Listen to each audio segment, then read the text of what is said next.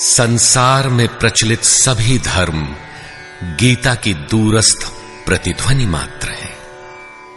स्वामी श्री अड़गड़ानंद जी महाराज द्वारा इसकी व्याख्या यथार्थ गीता को सुनकर जैन कुलोत्पन्न श्री जीतेन भाई जी ने व्रत ही ले लिया कि कैसेटों के माध्यम से इसका प्रसारण करूं, क्योंकि भगवान महावीर, भगवान गौतम बुद्ध, गुरु नानक, कबीर इत्यादि के श्रद्धापूरित तप सिद्धांतों की उच्चतम अभिव्यक्ति गीता है। गीता के वे ही कैसेट सुमन आप सबके समक्ष आत्मदर्शनार्थ प्रस्तुत हैं।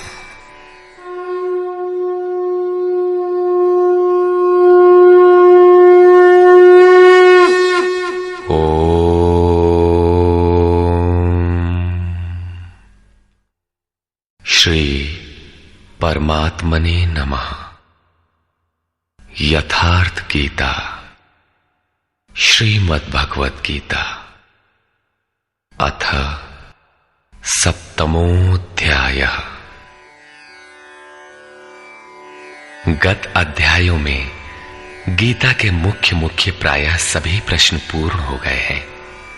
निष्काम कर्म योग, ज्ञान योग, कर्म और यज्ञ का स्वरूप और उसकी विधि, योग का वास्तविक स्वरूप और उसका परिणाम तथा अवतार, वर्ण संकर, सनातन आत्मस्थित महापुरुष के लिए भी लोक हितार्थ कर्म करने पर बल, युद्ध इत्यादि पर विशद चर्चा की गई।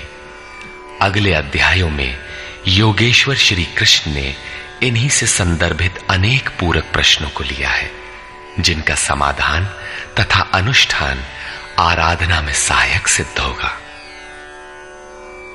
छठे अध्याय के अंतिम श्लोक में योगेश्वर ने यह कहकर प्रश्न का स्वयं बीजारोपण कर दिया कि जो योगी मद्गतेनांतरात्मना, मुझ में अच्छी प्रकार स्थित अंतःकरण वाला है, उसे मैं अतिशय श्रेष्ठ योगी मानता हूं। परमात्मा में अच्छी प्रकार स्थिति क्या है? बहुत से योगी परमात्मा को प्राप्त तो होते हैं, फिर भी कहीं कोई कमी उन्हें खटकती है। लेश मात्र भी कसर न रह जाए, ऐसी अवस्था कब आएगी? संपूर्णता से परमात्मा की जानकारी कब आएगी, कब होती है?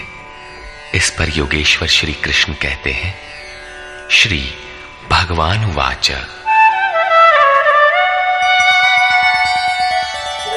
मय्यासक्तमनाः पार्थ योगं युञ्जन्मदाश्रयः असंशयं समग्रं मां यथा ज्ञास्यसि तच्छृणु। पार्थ, तू मुझ में आसक्त हुए मन वाला, बाहरी नहीं अपितु मदाश्रय अर्थात मेरे परायण होकर योग में लगा हुआ, छोड़कर नहीं, मुझको जिस प्रकार संशय रहित जानेगा उसको सुन, जिसे जानने के पश्चात लेश मात्र भी संशय न रह जाए।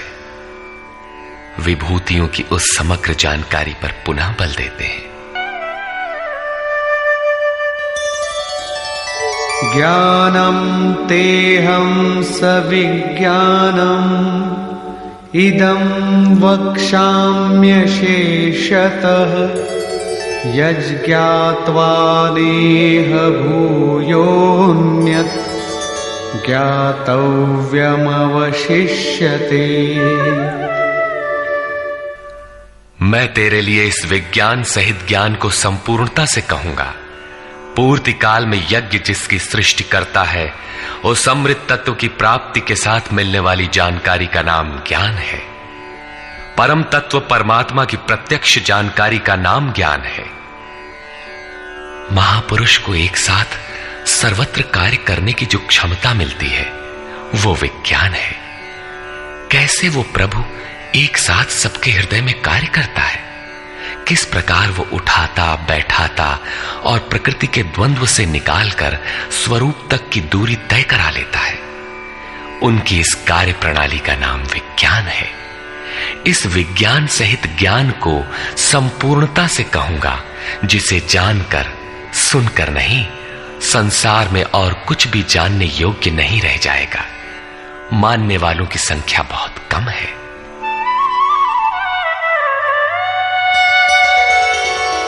मनुष्याणां सहस्रेषु कश्चिद्यतति सिद्धये यततामपि सिद्धानां कश्चिन्मां वेत्ति तत्वतः।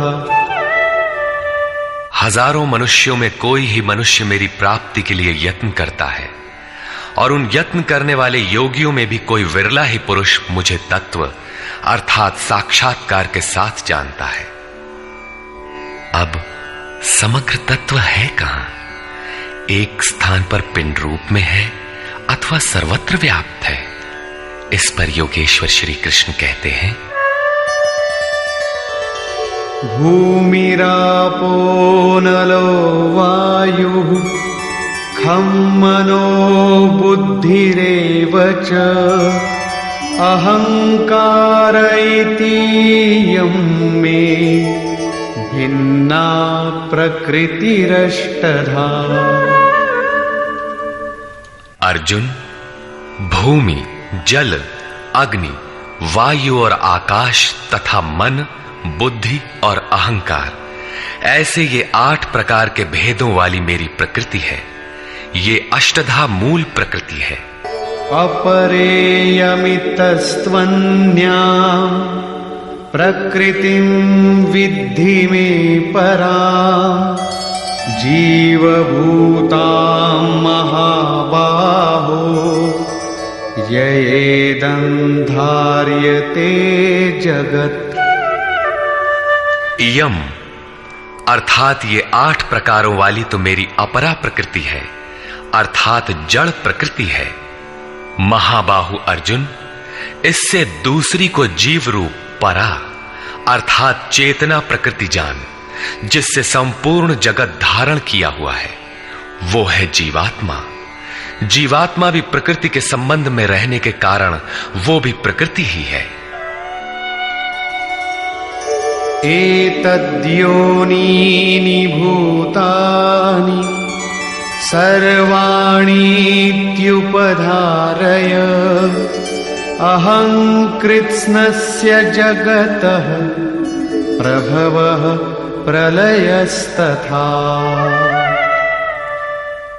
अर्जुन, ऐसा समझ के संपूर्ण भूत एतद्योनीनि, इन महाप्रकृतियों से परा और अपरा प्रकृतियों से ही उत्पन्न होने वाले हैं।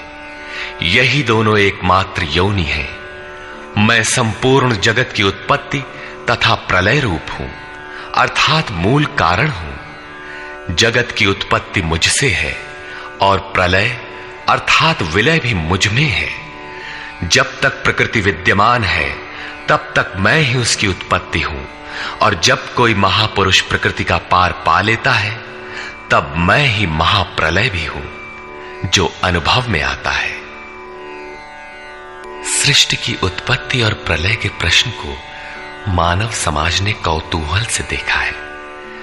विश्व के अनेक शास्त्रों में इसे किसी न किसी तरह समझने का प्रयास चला आ रहा है।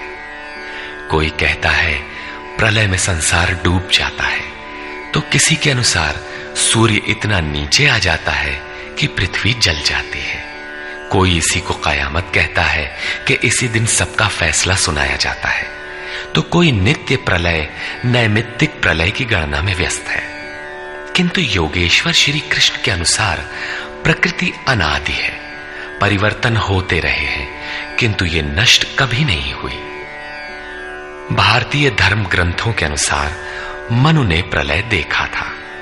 इसके साथ 11 ऋषियों ने मत्स्य की सींग में नाव बांधकर हिमालय के एक उत्तुंग शिखर की शरण ली थी। लीलाकार श्री कृष्ण के उपदेशों एवं जीवन से संबंधित उनके समकालीन शास्त्र भागवत में मृकंड मुनि के पुत्र मार्कंडेय जी द्वारा प्रलय का आंखों देखा हाल प्रस्तुत है। वे हिमालय के उत्तर में पुष्पभद्रा नदी के किनारे रहते थे।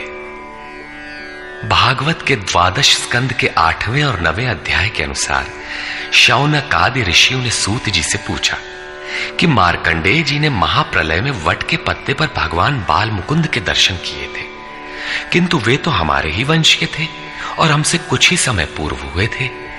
उनके जन्म के बाद न तो कोई प्रलय हुआ और न ही सृष्टि ही डूबी, सब कुछ यथावत है। तब उन्होंने कैसा प्रलय देखा? सूत जी ने बताया कि मार्कंडेय जी की प्रार्थना से प्रसन्न होकर नर नारायण ने उन्हें दर्शन दिया। मार्कंडेय जी ने कहा कि मैं आपकी वो माया देखना चाहता हूं जिससे प्रेरित होकर ये आत्मा अनंत योनियों में भ्रमण करता है। भगवान ने स्वीकार किया और एक दिन जब मुनि अपने आश्रम में भगवान के चिंतन में तन्मय हो रहे थे, तब उन्हें दिखाई पड़ा कि चारों ओर से समुद्र उमड़कर उनके ऊपर आ रहा है। उसमें मगर छलांगे लगा रहे थे। उनकी चपेट में ऋषि मार्कंडेय भी आ रहे थे। वे इधर उधर बचने के लिए भाग रहे थे। आकाश, सूर्य, पृथ्वी, चंद्रमा, स्वर्ग, ज्योतिष मंडल सभी उस समुद्र में डूब गए। इतने में मार्कंडेय जी को एक बरगद का पेड़ और उसके पत्ते पर एक शिशु दिखाई दिया। श्वास के साथ मार्कंडेय जी भी उस शिशु के उदर में चले गए और अपना आश्रम, सूर्यमंडल सहित सृष्टि को जीवित पाया और पुनः श्वास के साथ उस शिशु के उदर से वे बाहर आ गए। नेत्र खुलने पर मार्कंडेय ने अपने को उसी आश्रम में अपने ही आसन पर पाया। स्पष्ट है कि करोड़ों वर्ष के भजन के पश्चात उन मुनि ने ईश्वरीय दृश्य को अपने हृदय में देखा, अनुभव में देखा। बाहर सब कुछ ज्यों का त्यों था। अतः प्रलय योगी के हृदय में ईश्वर से मिलने वाली अनुभूति है। भजन की पूर्ति काल में योगी के हृदय में संसार का प्रवाह मिटकर अव्यक्त परमात्मा ही शेष बचता है। यही प्रलय है, बाहर प्रलय नहीं होता। महाप्रलय शरीर रहते ही अद्वैत की अनिर्वचनीय स्थिति है। यह क्रियात्मक है। केवल बुद्धि से निर्णय लेने वाले भ्रम का ही सृजन करते हैं, चाहे हम हों या आप। इसी पर आगे देखें। मत्तः परतरं नान्यत् किंचिदस्ति धनंजय मयि सर्वमिदं प्रोतं सूत्रे मणिगणा इव। धनंजय, मेरे सिवाय किंचन मात्र भी दूसरी वस्तु नहीं है। ये संपूर्ण जगत सूत्र में मणियों के सदृश मेरे में गुथा हुआ है तो, परंतु जानेंगे कब? जब इस अध्याय के प्रथम श्लोक के अनुसार अनन्यासक्ति अर्थात भक्ति से मेरे परायण होकर योग में उसी रूप से लग जाए। इसके बिना नहीं, योग में लगना आवश्यक है। रसोऽहमप्सु कौन्तेय प्रभास्मि शशि सूर्ययोः प्रणवः सर्ववेदेषु शब्दः के पौरुषं नृषु। कौन्तेय, जल में मैं रस हूं, चंद्रमा और सूर्य में प्रकाश हूं, संपूर्ण वेदों में मैं ओंकार हूं। ओ धन अहम धनकार, स्वयं का आकार हूं। आकाश में शब्द और पुरुषों में पुरुष तत्व हूं, तथा मैं पुण्यो गंधः पृथिव्यां च तेजश्चास्मि विभावसौ जीवनं सर्वभूतेषु तपश्चास्मि तपस्विषु। पृथ्वी में पवित्र गंध और अग्नि में तेज हूं, संपूर्ण जीवों में उनका जीवन हूं और तपस्वियों में उनका तप हूं। बीजं मां सर्वभूतानां विद्धि पार्थ सनातनम् बुद्धिर्बुद्धिमतामस्मि तेजस्तेजस्विनामहम्। पार्थ, तू संपूर्ण भूतों का सनातन कारण अर्थात बीज मुझे ही जान। मैं बुद्धिमानों की बुद्धि और तेजस्वियों का तेज हूं। इसी क्रम में योगेश्वर श्री कृष्ण कहते हैं, बलं बलवतां चाहं कामरागविवर्जितं धर्माविरुद्धो भूतेषु कामोऽस्मि भरतर्षभ। हे भरत श्रेष्ठ अर्जुन, मैं बलवानों का कामना और आसक्ति रहित बल हूं। संसार में सब बलवान ही तो बनते हैं। कोई दंड बैठक लगाता है, कोई परमाणु इकट्ठा करता है, किंतु नहीं, श्री कृष्ण कहते हैं कि काम और राग से परे जो बल है वो मैं हूं, वही वास्तविक बल है।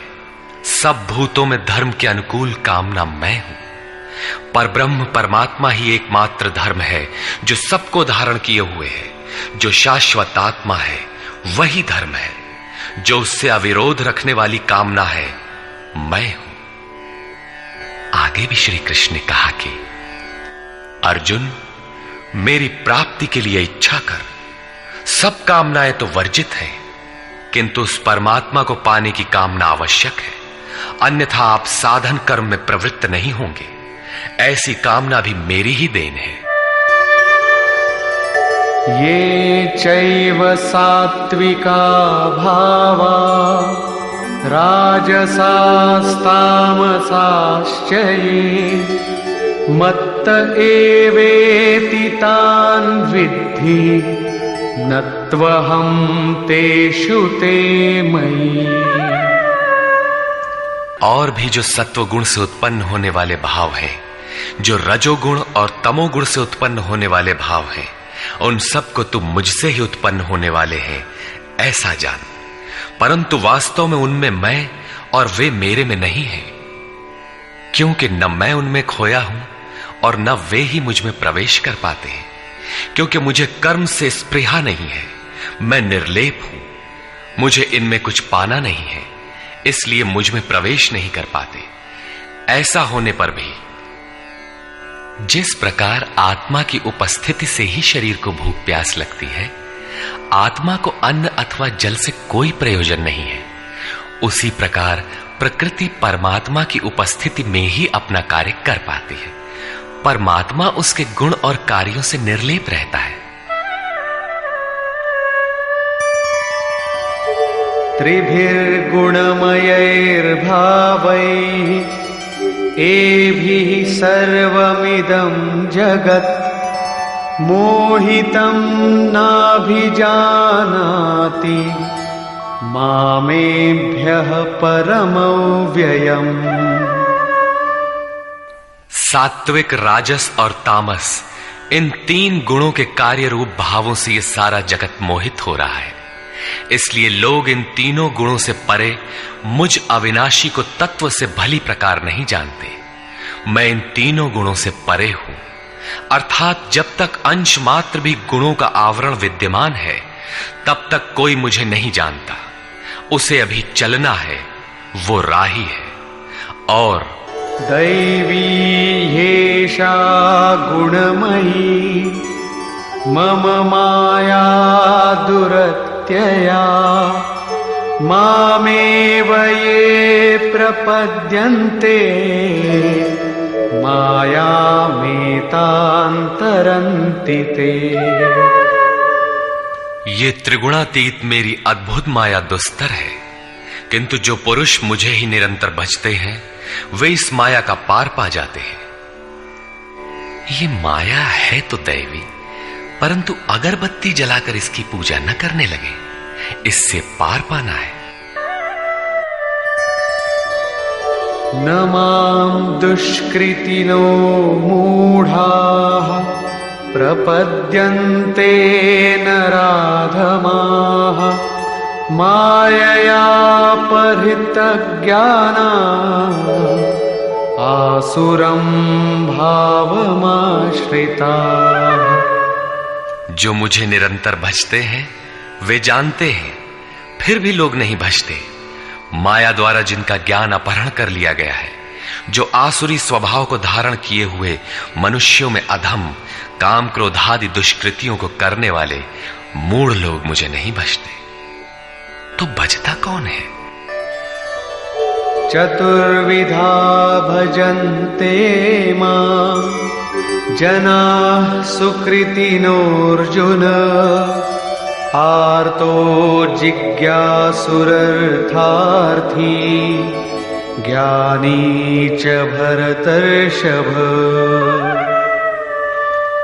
हे भरत श्रेष्ठ अर्जुन, सुकृतिनः उत्तम अर्थात नियत कर्म, अर्थात जिसके परिणाम में श्रेय की प्राप्ति हो उसको करने वाले, अर्थार्थी अर्थात सकाम, आर्तः अर्थात दुख से छूटने की इच्छा वाले, जिज्ञासु अर्थात प्रत्यक्ष रूप से जानने की इच्छा वाले, और ज्ञानी अर्थात जो प्रवेश की स्थिति में है। इन चारों प्रकार के भक्तजन मुझे भजते हैं।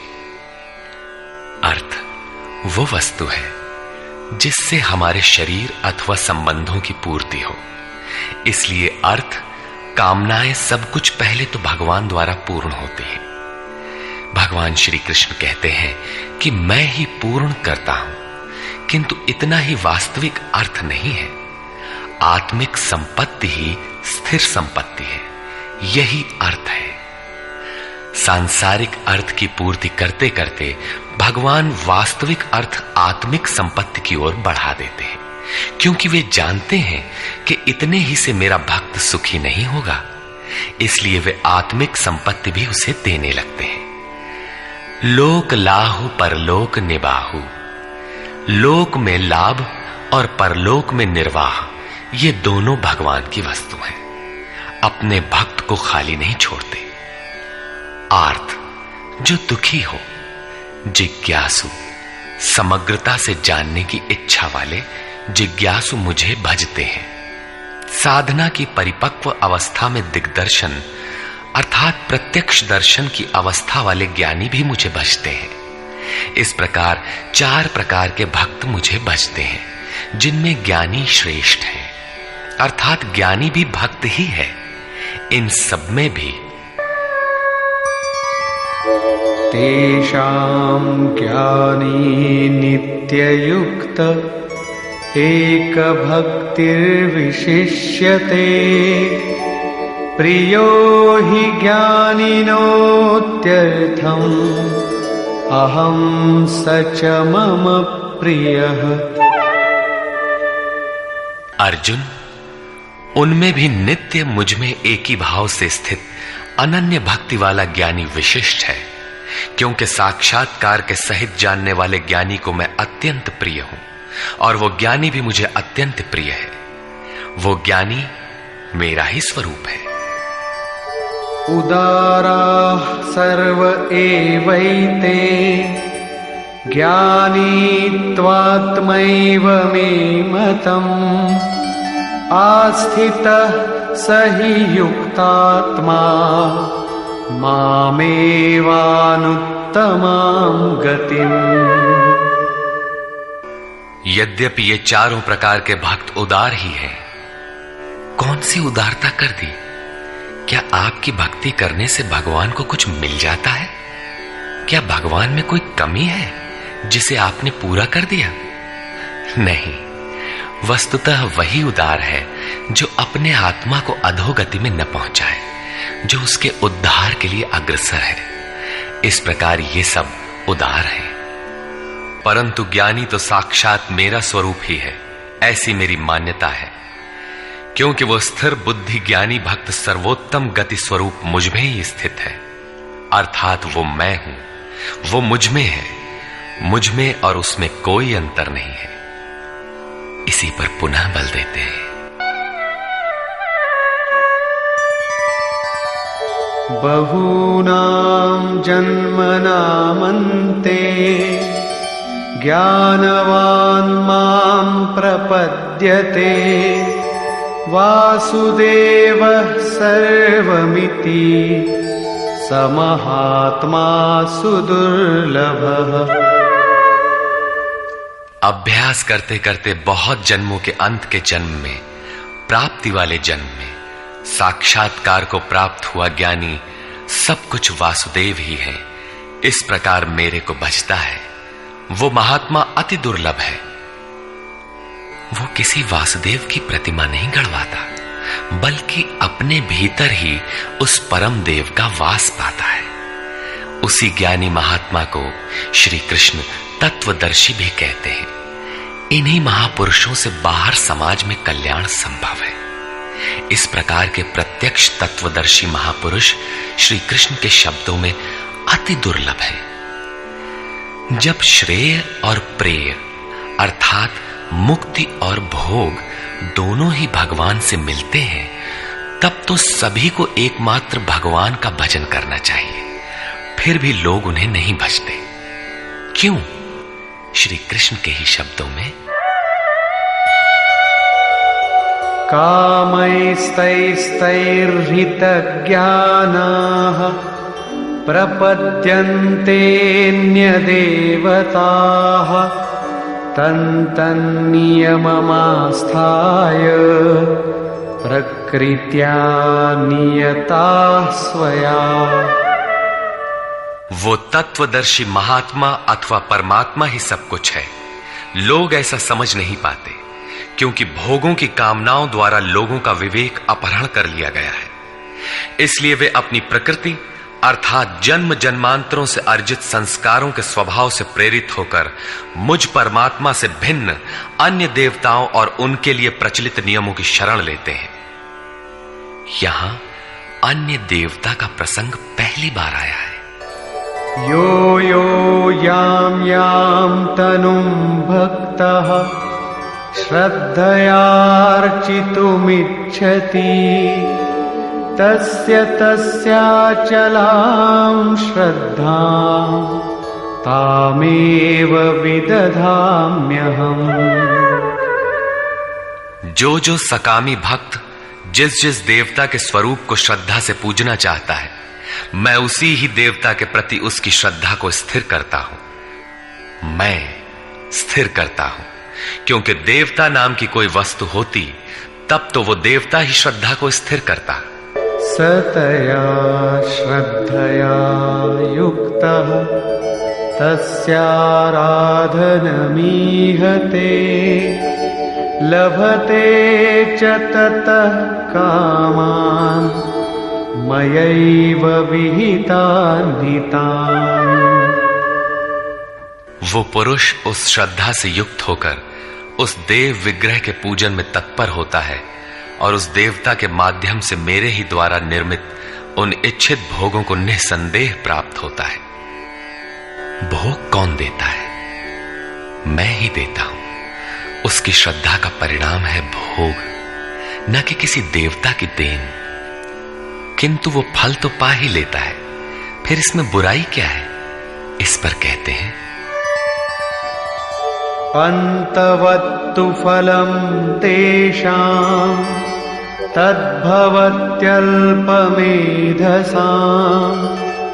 देवान् देवयजो यान्ति मद्भक्ता यान्ति मामपि। परंतु उन अल्प बुद्धि वालों का वो फल नाशवान है। आज फल है तो भोगते भोगते नष्ट हो जाएगा, इसलिए नाशवान है। देवताओं को पूजने वाले देवताओं को प्राप्त होते हैं, अर्थात देवता भी नाशवान है। देवताओं से लेकर यावन मात्र जगत परिवर्तनशील और मरणधर्मा है। मेरा भक्त मुझे ही प्राप्त होता है, जो अव्यक्त है, नैष्ठिकीम परम शांति पाता है। देवता हृदय के अंतराल में परम देव परमात्मा के देवत्व को अर्जित कराने वाले सद्गुणों का नाम है। थी तो ये अंदर की वस्तु, किंतु कालांतर में लोगों ने भीतर की वस्तु को बाहर देखना प्रारंभ कर दिया। मूर्तियां गढ़ ली, कर्मकांड रच डाले और वास्तविकता से दूर खड़े हो गए। श्री कृष्ण ने इस भ्रांति का निराकरण उपर्युक्त 4 श्लोकों में किया। गीता में पहली बार अन्य देवताओं का नाम लेते हुए उन्होंने कहा कि देवता होते ही नहीं, लोगों की श्रद्धा जहां झुकती है, वहां मैं ही खड़ा होकर उनकी श्रद्धा को पुष्ट करता हूं और मैं ही वहां फल भी देता हूं। वो फल भी नश्वर है, फल नष्ट हो जाते हैं, देवता नष्ट हो जाते हैं और देवताओं को पूजने वाला भी नष्ट हो जाता है। जिनका विवेक नष्ट हो गया है, वे मूढ़ बुद्धि ही अन्य देवताओं को पूजते हैं। श्री कृष्ण तो यहां तक कहते हैं कि अन्य देवताओं को पूजने का विधान ही अयुक्ति संगत है।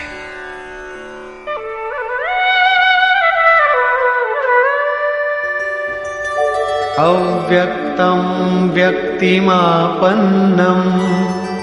मन्यन्ते माम बुद्धयः परं भावमजानन्तो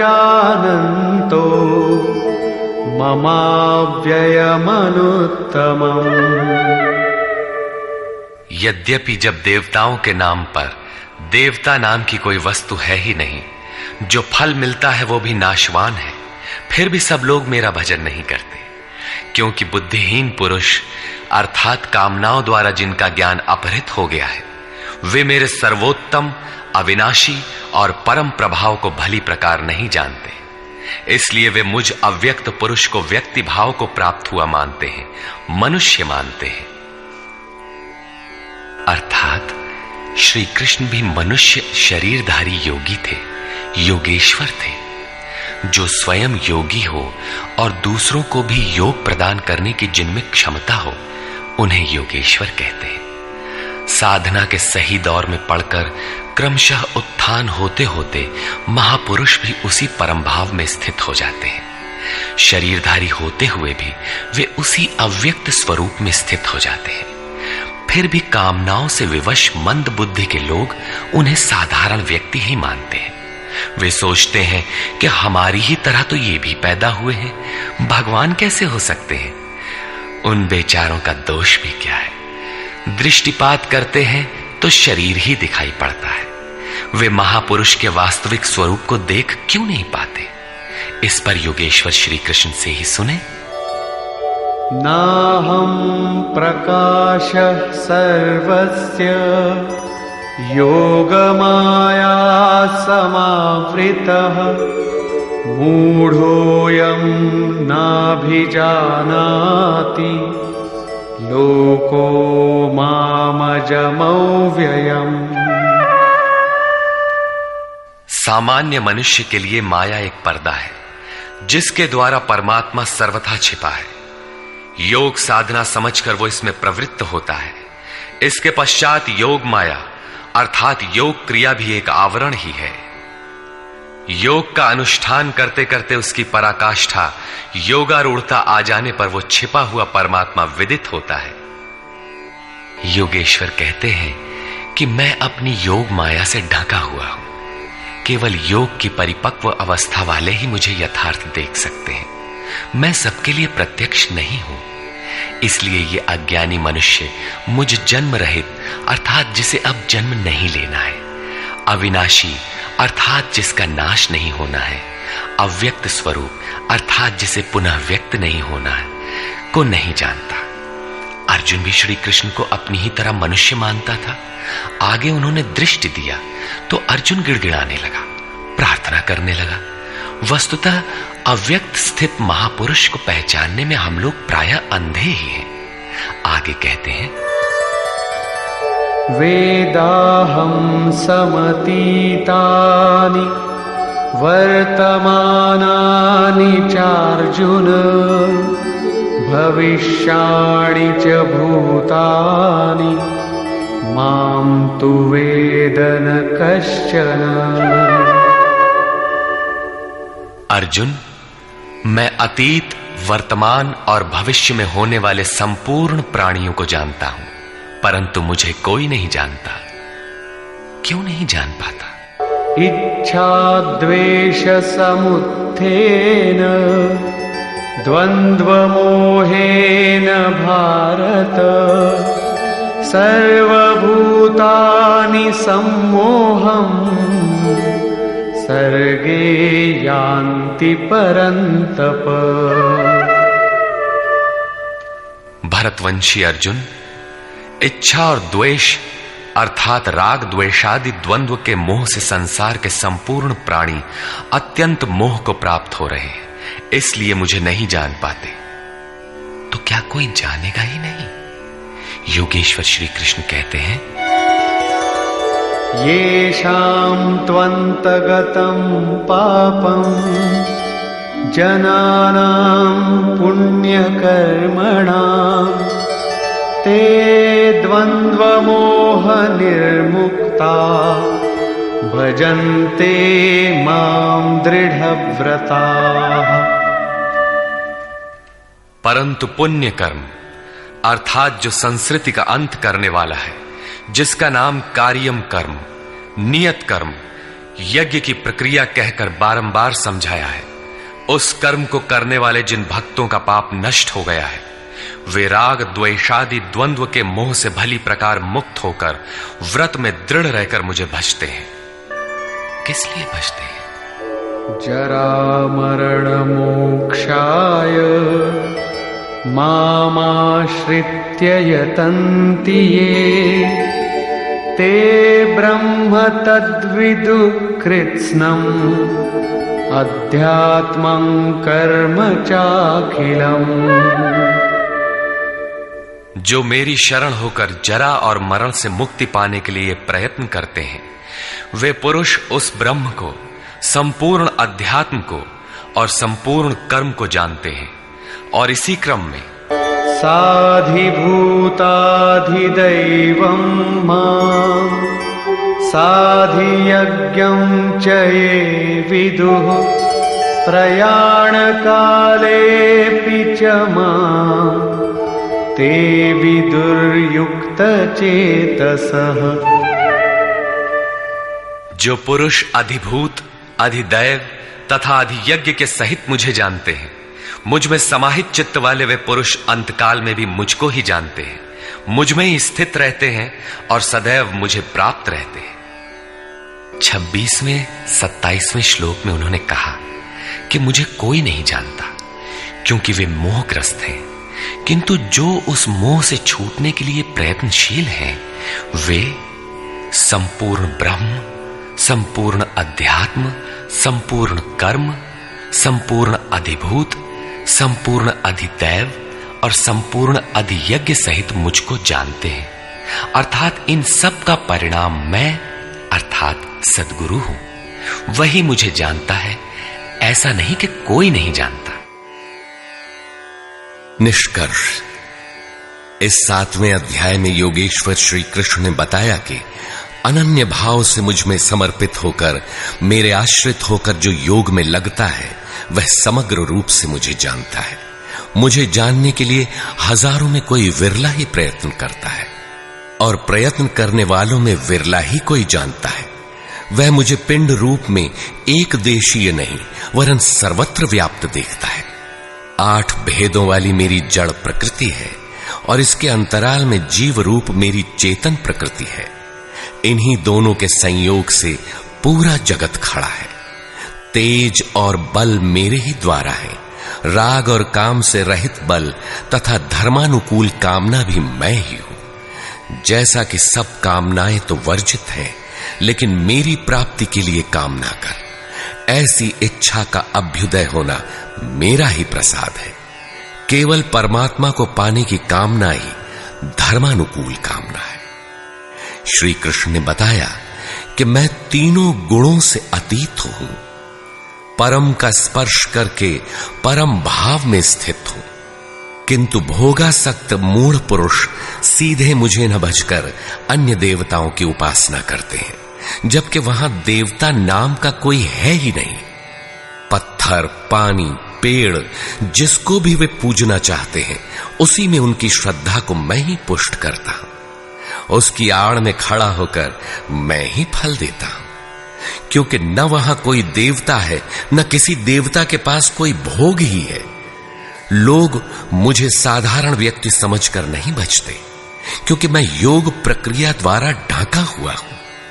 अनुष्ठान करते करते योग माया का आवरण पार करने वाले ही मुझ शरीरधारी को भी अव्यक्त रूप में जानते हैं, अन्य स्थितियों में नहीं।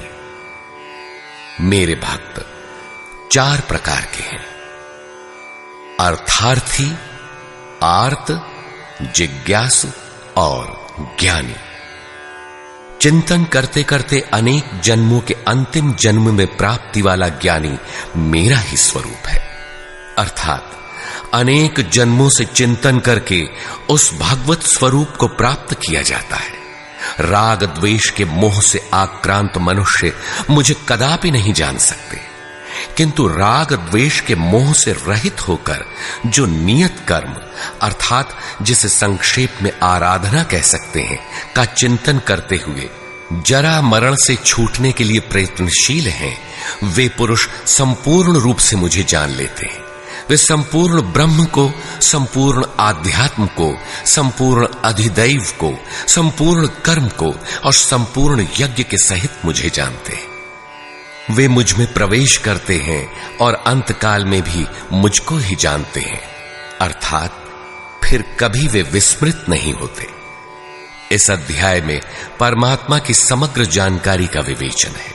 अतः ओम तत्सदिति श्रीमद्भगवद्गीतासूपनिषत्सु ब्रह्म विद्यायाम योग शास्त्रे श्री कृष्णार्जुन संवादे समग्र बोधः नाम सप्तमोऽध्यायः। इस प्रकार स्वामी अड़गड़ानंद कृत श्रीमद् भगवद गीता के भाष्य यथार्थ गीता का 7वां अध्याय पूर्ण होता है। हरि ओम तत्सत।